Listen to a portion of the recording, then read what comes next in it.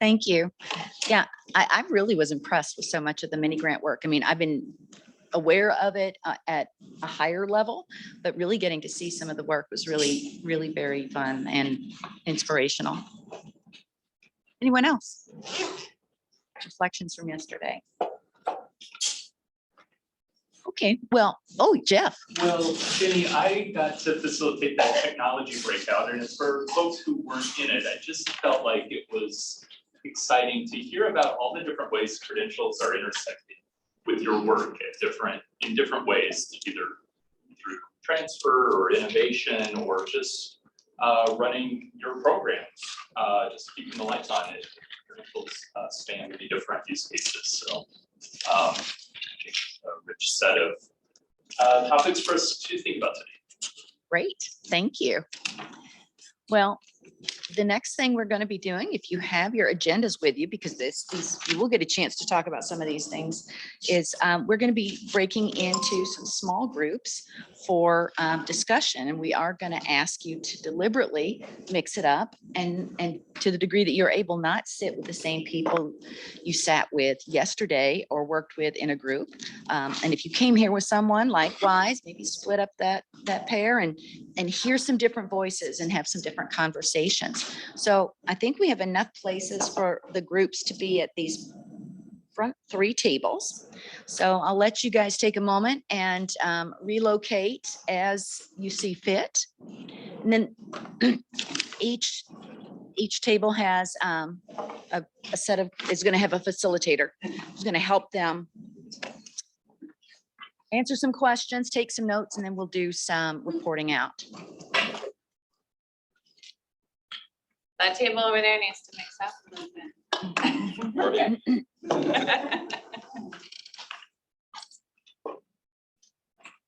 Folks joining us online have their own virtual table too, so we're going to get to hear from them. All right. Thank you. Good. Just stay. Okay. Let other people, these people come here. Okay, 2 of us have to stay. Take some notes. All right.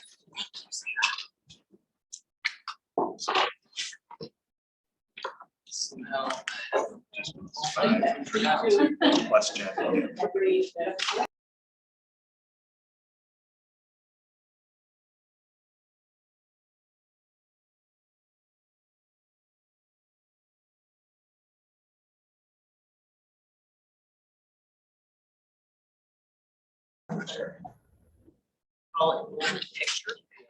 We are ready to hear what you have been discussing in your groups. So do we have a group who would like to go first? Do we do maybe our virtual group? We're happy to go. Great, let's hear it. We had a wonderful discussion. We didn't even get to all of the questions, so thank you to all of my lovely virtual group members. We had folks from different states and institutions as well in our small little group. In particular, before I open it up and ask those in my group if they would like to share their takeaways, when we were discussing challenges, you know, as the facilitator, I've been thinking about, and since I know many of these folks, some of the challenges were quite common, right? Like resources, staff time, things like that. So I asked them, you know, what keeps you focused on credential transparency despite all of these challenges? And ultimately it came back to, of course, students, you know, keeping students at the forefront of your mind, but also, again, we talked a lot about bringing people to the table. So of course, with credential transparency, you talk about, you know, higher education institutions, training providers, but also need to think about the employer role, business and industry, you know, whether you're a student or your employer, whatever side you're on, when you don't have the data that you need, you don't know what you don't know, right? So that lack of information becomes a detriment to you. So our role, I think, as the MCTA, we talked about as well, continuing to convene folks like this, being that community of practice for them and helping bring people to the table who might not usually be there.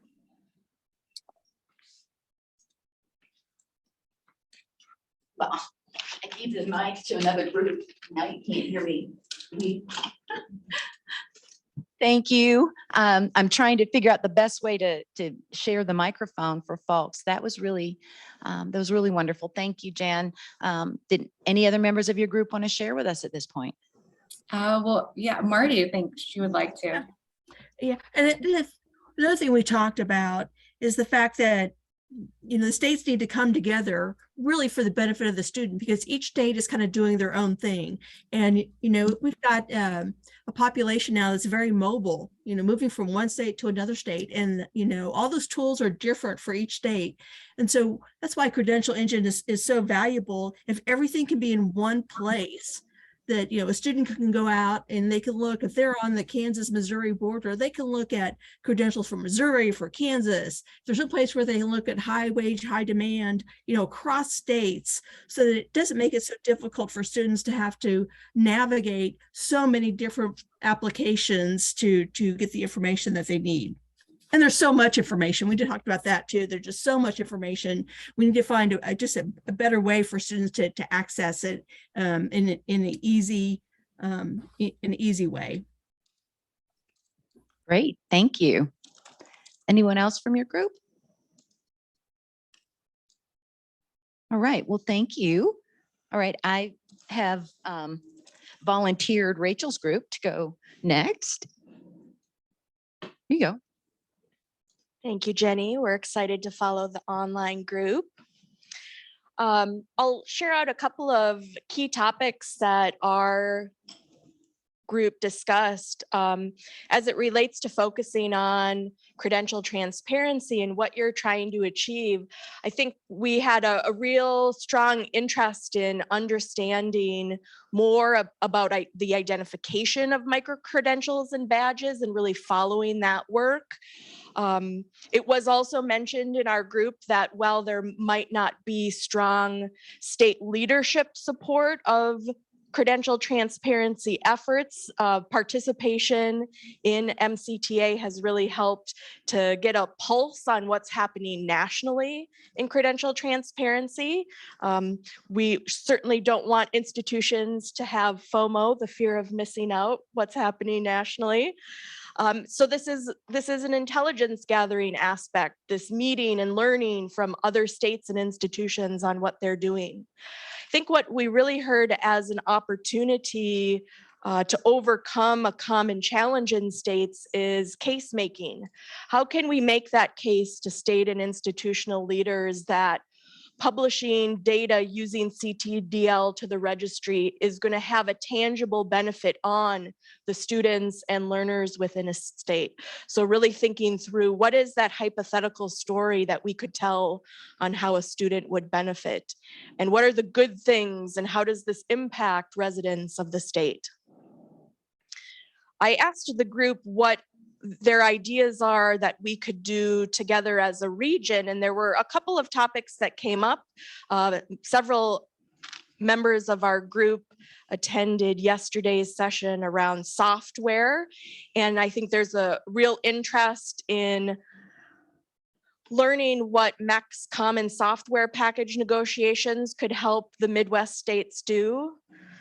There are a lot of processes that can't happen within state systems because they are often outdated. I think the term behemoth was even used. And the recognition that there might be groups within a state that could benefit from coming together and talking about their needs. So one example might be convening a webinar of registrars to talk about what they might need, and that could be very different than what is represented by the group here in the room or online. Another case that could be made, which I thought was just really insightful, is making a Midwest case for the region being economically competitive by ensuring that people have access to quality education, training, and opportunities connected to top employers in the region. This last couple of years, as we have shifted from in-person work to more telecommuting and remote work, really brings forward this idea that people in the Midwest could work everywhere and bring tax dollars to the Midwest. So how could we demonstrate as a region that by collaborating together, by having a nimble education and training system, by making credentials their competencies, maybe having learning and employment record wallets could really help the region stand out from a competitive standpoint. I think for those of us in the Midwest, we like the places where we live, we enjoy the communities that we live in, and this could be kind of a regional case to be made for tax dollars flowing within a state. I think those are the big topics I wanted to cover, but I want to open it up to the group in case I missed something that you really want to share. Great job. Thank you.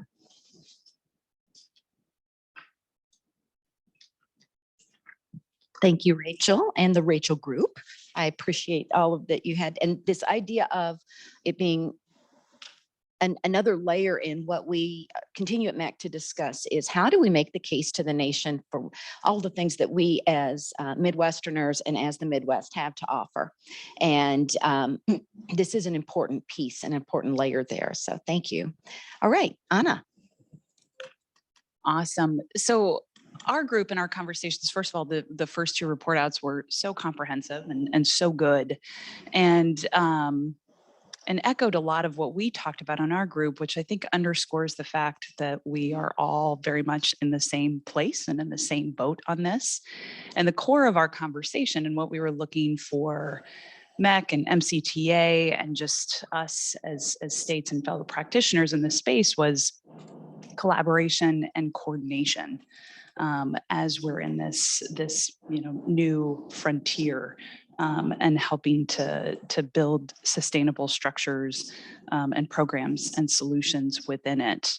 And so leveraging this organization and capacity building, not only in helping to set standards that regionally we would take a stand.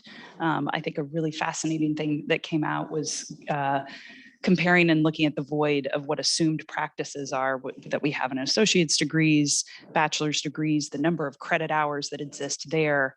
We don't have that within this space right now. And there's a need for that. And as we move towards quality and we move towards something objective and a specific market signal that we're sending out, that is still ground that needs to be tread. So everything from setting those standards to building capacity and coordinating on legislation that needs to happen. I thought it was somewhat notable that as those questions were raised, there was, I think, two that kind of got at that, what was happening from a legislative perspective. It was somewhat middling and indirect in all of our states, right? There was some good momentum around workforce development and an opportunity and good foundations for us to have a specific focus on this, but maybe not that specific focus itself. So yeah, I would say from my perspective, theme of our conversations was the need for continued coordination and collaboration as we all look to compete in this space. Anything else that the group would offer or specific insights from your states and regions? I would say one of the biggest things that we were all unanimous on was that the focus should be students. We tend to do these activities and make these policies and make these practices for the students, but do we ask students? Do we look at it from their point of view and making sure that they get the most accurate information? Of course, like any good high school student, if you want to find out something, what do? You go on the internet, you Google it, and you get these top choices that have been paid to be there. But what about the actual institution? Where does that fall in that line? What about information about completing your FAFSA? Because you have all of these advertisements for these companies or people who will do it for you. So again, making sure we see that from the student perspective and aligning all of this information for them and ensuring that they get it. Anything else, table? Because I'm glad to hand you the microphone before I break out in song. Okay, nobody wants to hear that. I don't know why.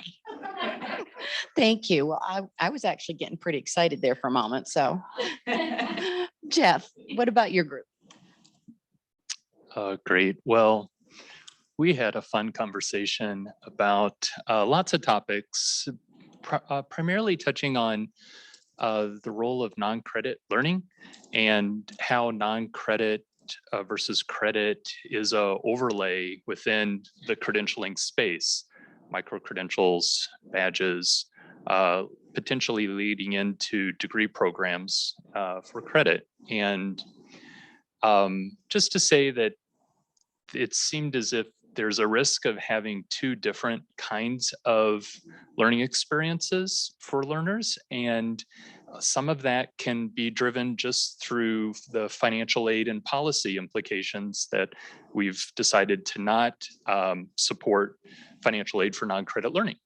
And we thought transparency could be a useful tool to help reveal the commonality across credit and non-credit learning, because it's not so much about time, but the skills and competencies, the career pathways, the assessments of learning, student learning that might be unique or different across. And so we were getting to a spot beginning to think about how MCTA as a region might collectively reveal the commonality of credentials through these career pathways. And lots of great examples were talked about too, in a lot of detail that I've forgotten, but it could be useful to have a more focused effort on documenting those examples regionally, and then enabling institutions to cite those as reasons for change. So we talked about kind of the cooperative nature of the MCTA, which is very open and welcoming, but in reality, a lot of colleges and a lot of states operate competitively, that they want enrollment in their state, they want enrollment at their institution. And so how might we work together to help advance those goals for learner benefit, but also advance the local needs that each of us feel for, outcomes in our spaces. There was a lot more. And so I'm going to ask my friends here to any other things that you remember about the stuff we talked about. You were sharing quite a bit about micro pathways. We had some robust discussion around micro pathways, and that just went to what Jeff was talking about, giving those examples of going from something that may start out as a non-credit credential, but can then be a pathway to an associate degree, and then become a pathway to a bachelor's degree. And so showing those kinds of examples and putting those in real terms that, yeah, I can achieve this micro pathway. Okay, now what's next for me? Instead of thinking, gosh, I don't know if I can complete that entire bachelor's degree in one big bite. So being able to be transparent about what options are and steps are for students, I think is really important. Patty, you reminded me too of another important topic, which was, who are we trying to communicate these micro-credential non-credit pathways to? And what has been our outreach and communication strategy with those folks? And for us, a lot of times, I think it wasn't just the hiring manager. The hiring manager is kind of the beneficiary, but it's the HR staff of employers who are the ones setting up those relationships, who are articulating the benefits of the local provider to the employees. And how might information be documented better about those relationships and then put into, job descriptions as a draw. So they have more applicants, better applicants for positions and getting people into those pipelines. So all of those rich credential connections seem to me as data opportunities for us to set goals around and do more programming around. So it was fun. Thank you. Thank you, Jeff Group. Well, I think we're all having similar and overlapping conversations, but then able to percolate up some interesting points too. So thank you very, very much. We are going to take a break now until 10:15, and then we will reconvene and do another collective exercise on Padlet. So, yep, sorry. Sorry. Forget I need to use the mic. So our group referenced a comment made at yesterday's technology group, and we all want to learn more from Ivy Tech about the nightly audit that lets people know that you might be eligible for a credential. Is that, Pam, is that am I right in thinking you mentioned that yesterday? I have to think about what I maybe mentioned. But there's something going on at Ivy Tech at midnight that you're interested in. Well, we can find out. Yeah. We can get that information for you. So, all right. Well, on that mysterious note, I will release you for your break, and we'll see you at 10:15. Any of them rise to the level of Bayless's setup for Garrett's, but you can get a sense of the Twin Cities. I mean, I told you when I stayed at Cleveland, Yeah. my grandma was like, I couldn't sleep knowing you were in Cleveland. I'm like, It's Terminal 1, that's where all the action is. That's better. There you go. So as we move into the next section of our meeting, I will reintroduce Rachel, who is going to share with us some visions for next year and some ideas of the work we'll be doing. And then after that, we will be doing a Padlet exercise. So Rachel, I'm going to turn it over to you right now.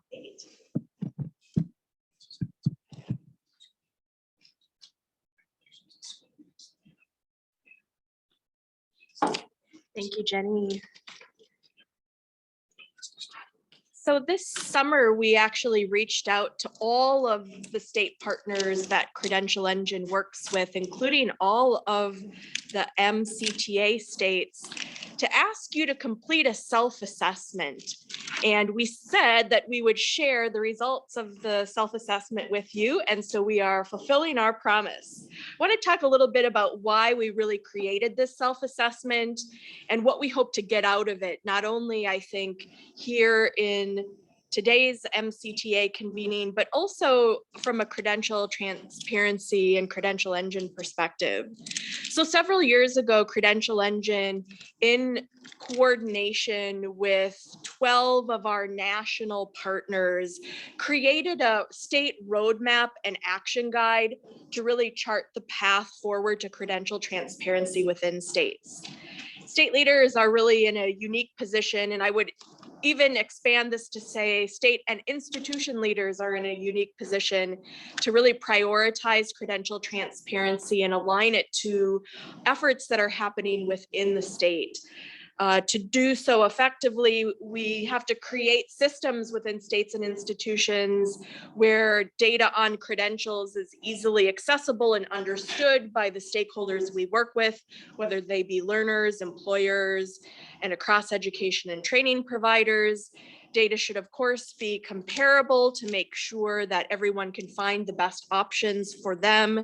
It should be connected to workforce and economic development efforts within the state, and of course, communicated in a way that serves everyone and their unique needs.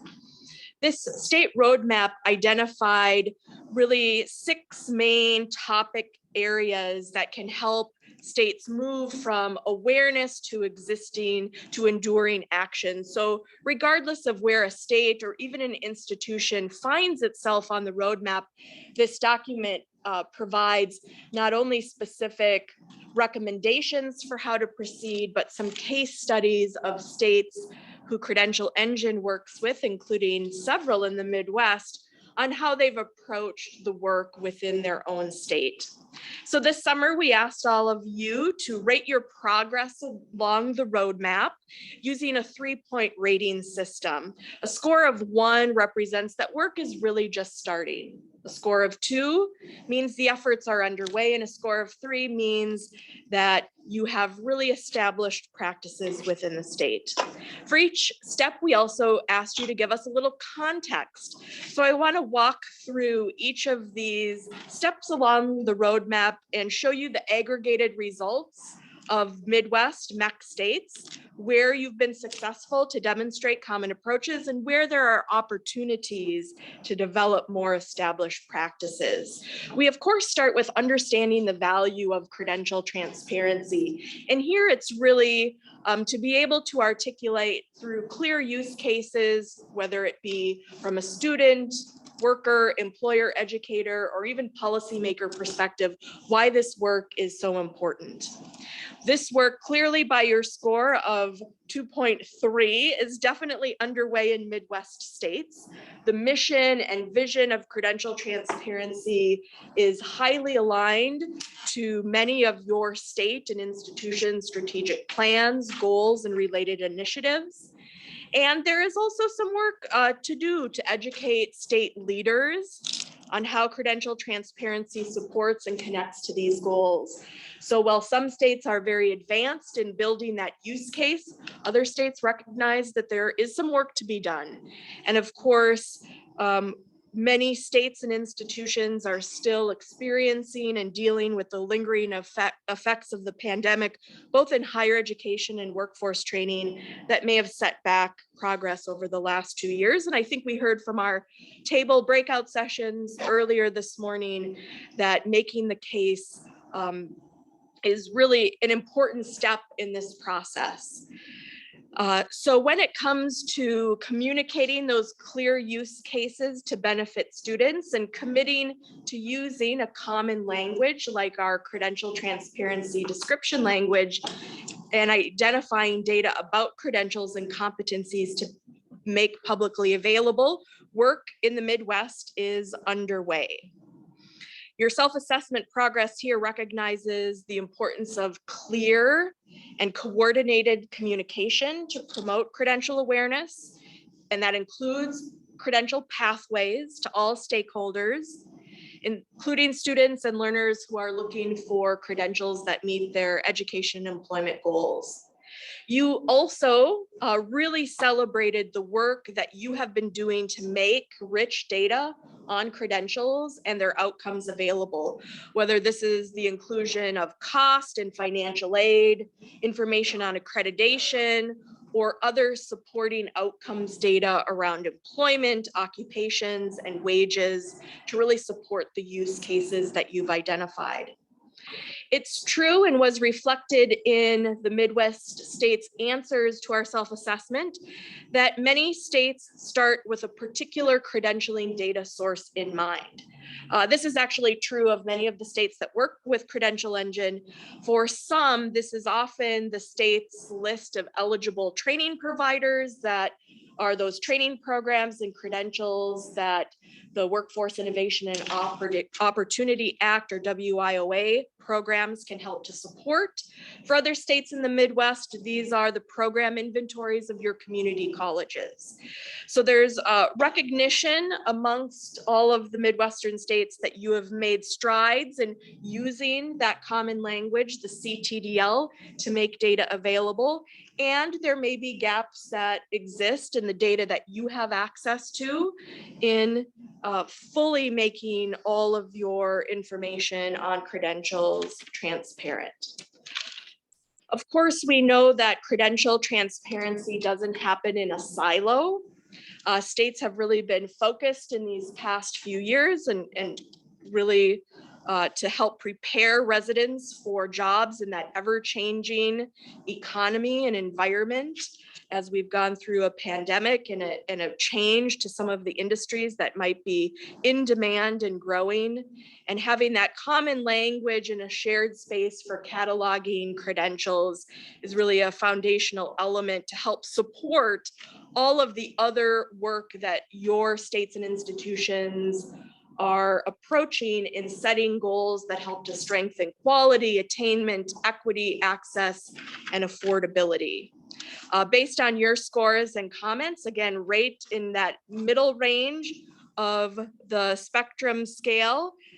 You see clear alignment in credential transparency efforts with other higher education access, affordability, and equity goals.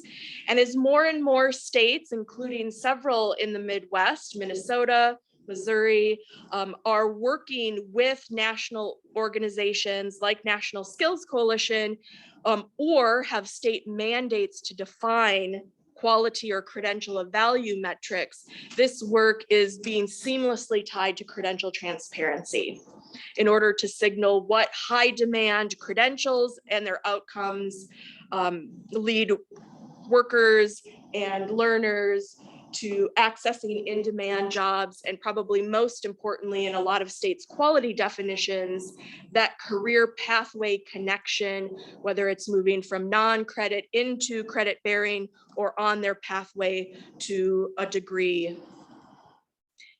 In the Midwest, we also saw in your self-assessment results strong alignment to P20W systems, or those state longitudinal data systems that cross early education, elementary education into the workforce. And for states who might be defining or redefining their systems, there is a clear connection between these systems and credential transparency efforts. Now, of course, we hope that states have the ability to inventory all credentials that are within your jurisdiction. Maybe they be those credentials that you issue, offer, fund, and to publish that information using the CTDL to the registry. There are now several states across the country who have state legislative requirements to create state credential libraries. And so the movement to make this information comparable across higher ed and proprietary or third-party training providers, even to the certifications that students and learners are earning potentially outside of the higher education system, are really a focus of many states across the country. I mentioned earlier that we tend to see states start with one source of credentialing data to inventory and publish to the registry, and work is clearly underway in many Midwest states as these scores would suggest for getting more data on credentials published using CTDL. One thing that was very clear in the context of your self-assessments is many states pointed out that there's a lot more work that could be done in the competency space to make information on competencies more available to students and more useful in learning and employment records, for instance. And I would just share that Credential Engine is about to embark on a real coordinated multi-state outreach effort to third-party certification bodies to start to collect more information and really encourage those certification bodies, think of the Adobes, the Ciscos, the CompTIAs, to publish their data using CTDL to the registry so that it can be available and connected to the data that your states are publishing, as well as being useful for use cases like learning and employment records, to be able to pull in that learning that students are accessing potentially outside of your institutes of higher education or through certain funding streams that exist within your state. We're very optimistic that we can build a case for these certification bodies for the importance of publishing public data on their assessments and their certifications to the registry. We also want to ensure that the data that is being published to the registry is actually turning into information that can be used by your state leaders, as well as students and learners as they navigate the opportunities that are available to them. Midwest states are well on their way into turning data into actionable information by linking and aligning credentials with other data. That might be licensure data, outcomes data, financial assistance, or of course, other data housed within statewide longitudinal data systems. And we are seeing end user tools with robust navigation and guidance capabilities also being created within the Midwest. Ken yesterday showed us that preview of their school finder tool, which is now providing a lot more rich information on credentialing opportunities to potential students. Lastly, we want to be able to help states and institutions build that long-lasting commitment. And so here we're seeing credential transparency being embedded, whether it's through legislative, agency, or institution policies, to really make this not just an effort that we do once, but something that becomes a part of the DNA of how we talk about credentials within a state. There has definitely been some wins in Midwest states in establishing necessary infrastructures for enduring data transparency. We saw evidence of this happening through existing SLDS projects and much more cross-agency collaboration and partnership, which is very key to this work. So Credential Engine, through our suite of tools and partnerships, really stand ready to support your credential transparency goals wherever you are on this roadmap. And we look forward to the conversations that we'll be having next on the work we'll be doing in the next year together. Thank you.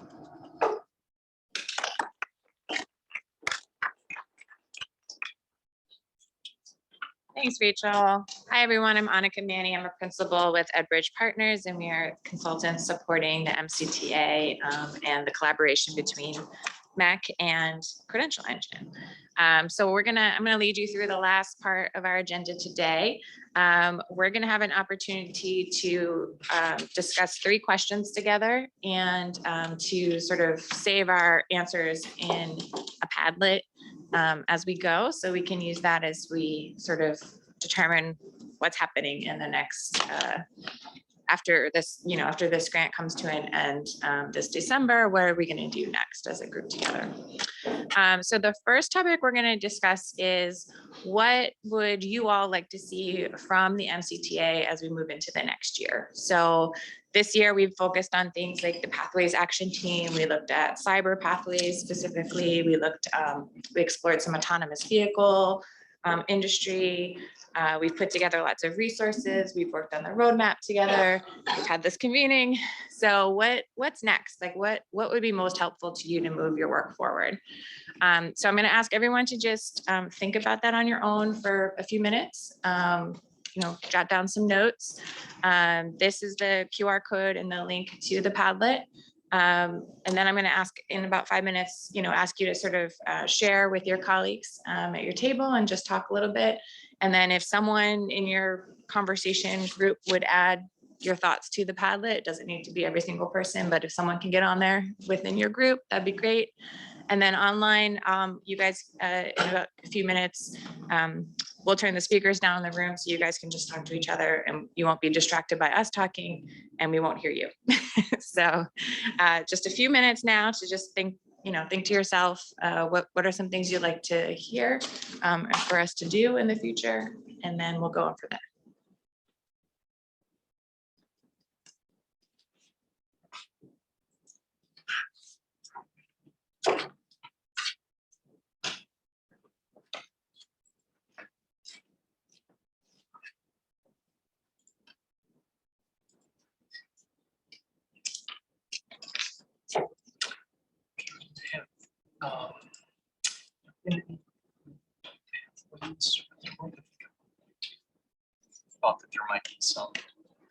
connection. Right now we're starting. So.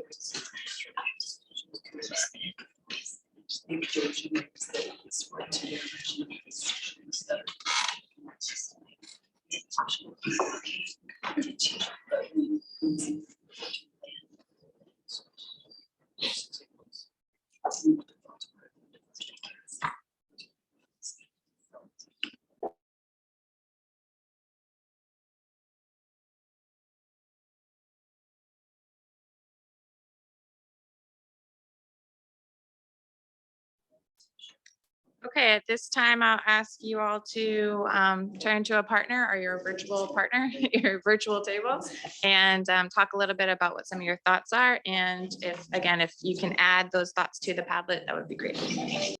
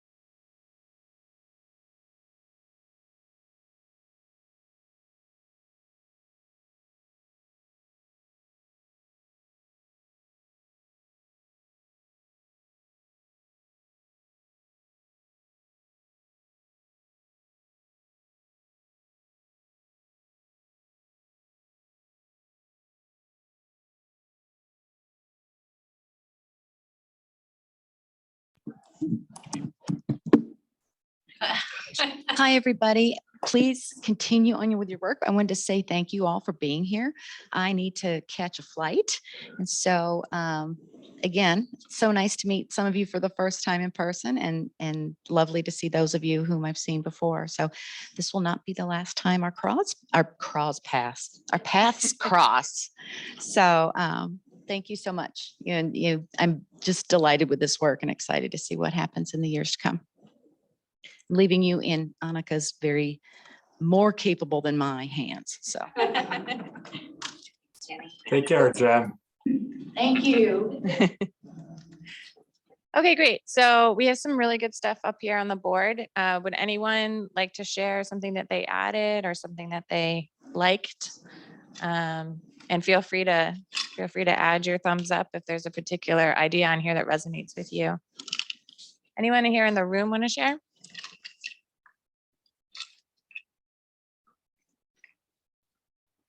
Jeff?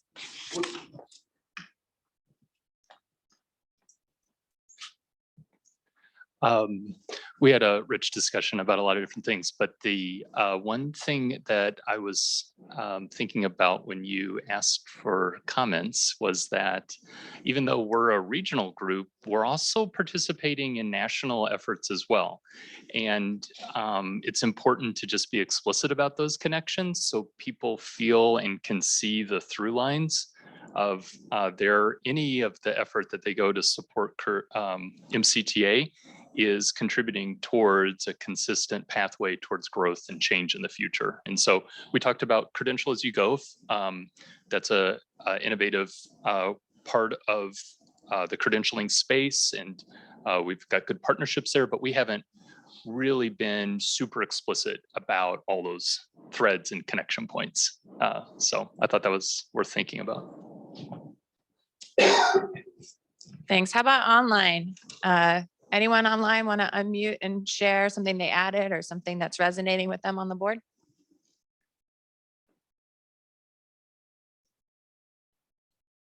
Don't be shy.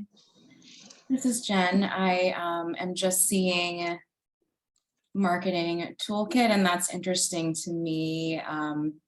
The credential registry itself and credential finder particularly are not something that we would necessarily market because we're trying to be that data infrastructure on the back end, but I don't know if those folks meant something else by that. Yeah, Laura here in the room has an answer to that.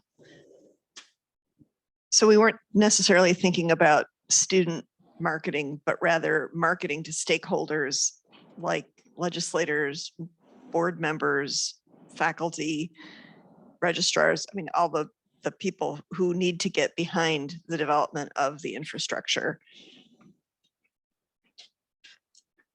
Thanks, Laura. Anyone else in the room want to talk about something they added or something that's resonating on this question?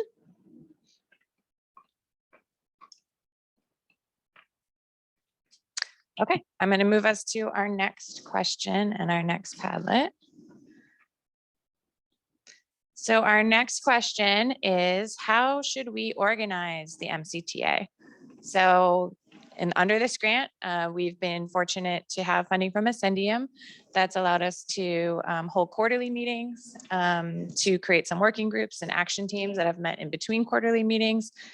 Is that working well for us? Do we want to meet more frequently, less frequently? Do we want different configurations? How do we want to look going forward? Does this group need like some governance? Does it need like a chair or a steering committee, advising? Is it working well the way it's set up now? Or are there things we could do to improve it in the future? So again, I'll ask you guys to take a few minutes just to think for yourself, and then share with each other. And the QR code and link are on the screen and in the chat, I believe.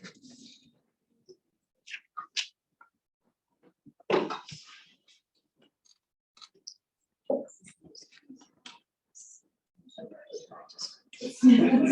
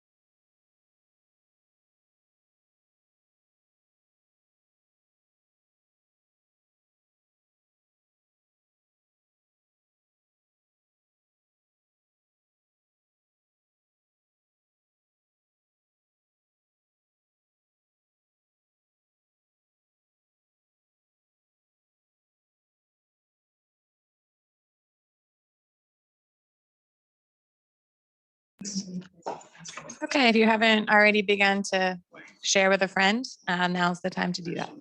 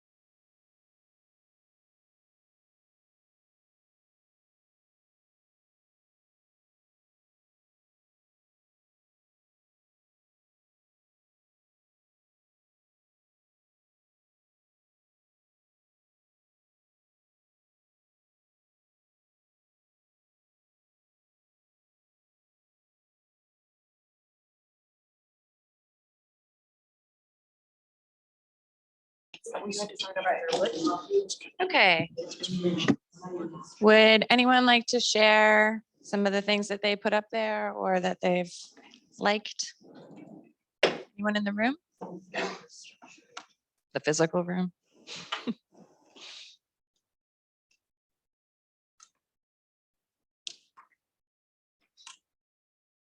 I see a lot of likes for bring in representation from all the partners that encompass the MCTA. Would the person that added that or like that want to expand on that? Online or in the room? Not sure who that was. Yeah, Sarah.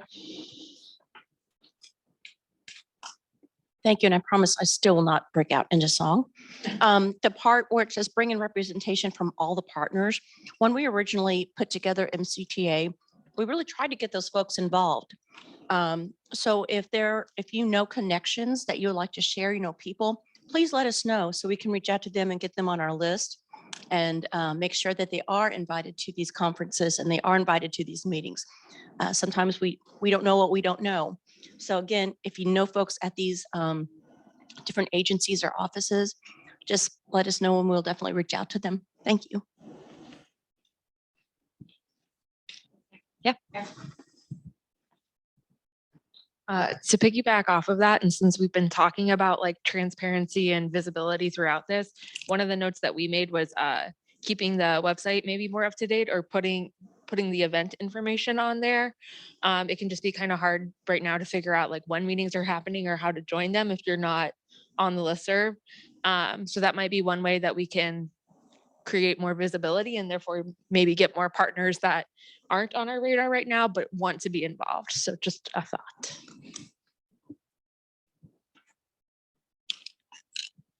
Anyone online want to share thoughts? Feel free to unmute.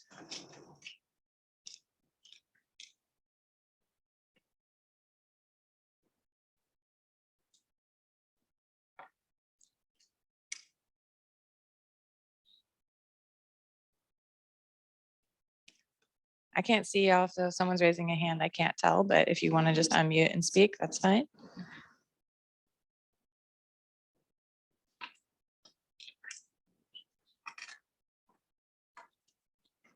Okay, I'll put us out of our awkward pause misery. We're going to move on to the last question that we have for you guys today. And that is, what are some ideas that we can broaden our work together to be more interstate and interregional? So, what are some of the things that MCTA could be doing to encourage states to work together on some of this stuff?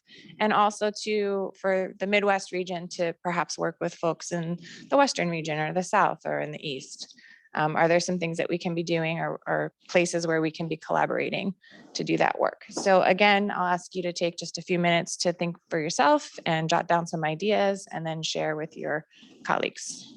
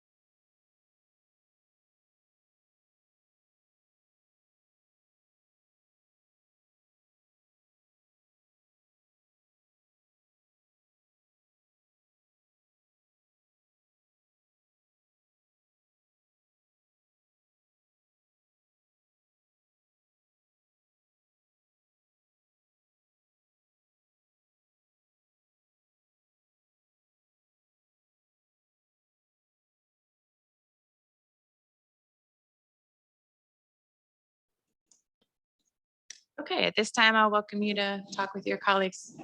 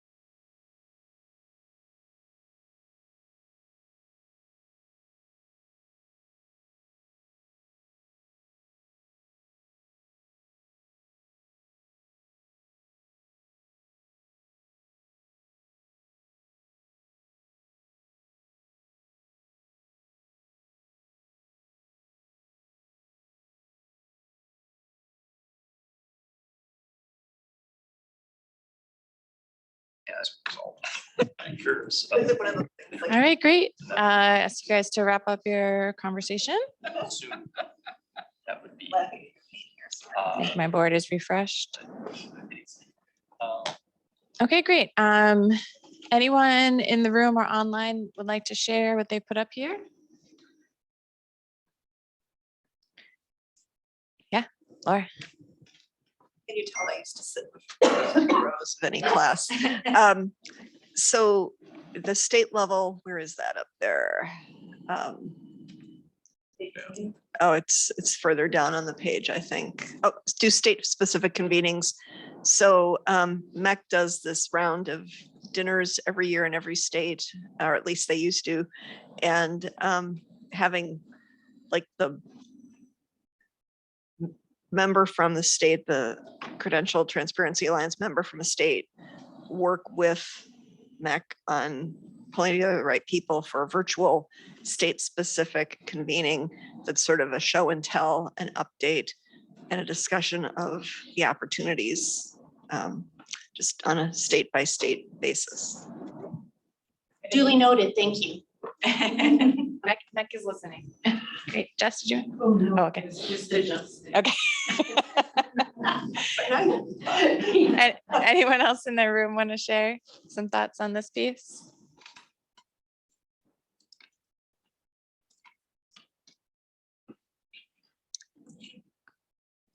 Yeah, okay, and then Jess does want to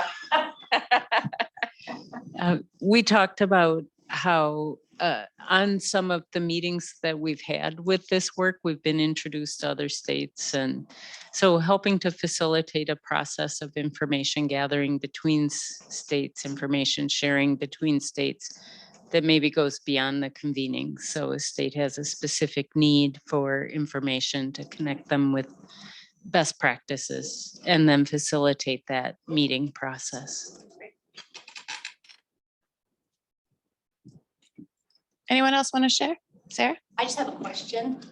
What is it UPCIA? UPCIA? University Professional Continuing Education Association. Thank you. That was a new acronym for me. Appreciate it. They do a lot of the online and Okay. You're very focused on adult learners. Oh, wonderful. Thank you. Yep, so that was in reference to presenting at conferences that are sort of interconnected with some of this work or include the same types of people. I'd add Kale to that. yeah, list. Kale would be a good one. Great.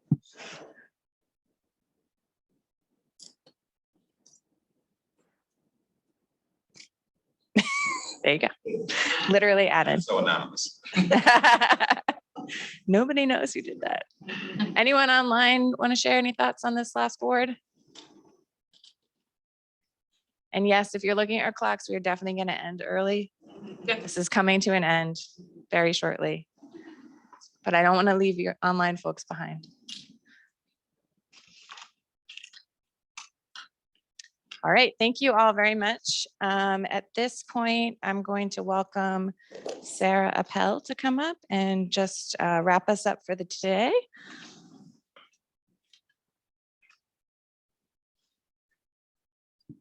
Thank you, Annika.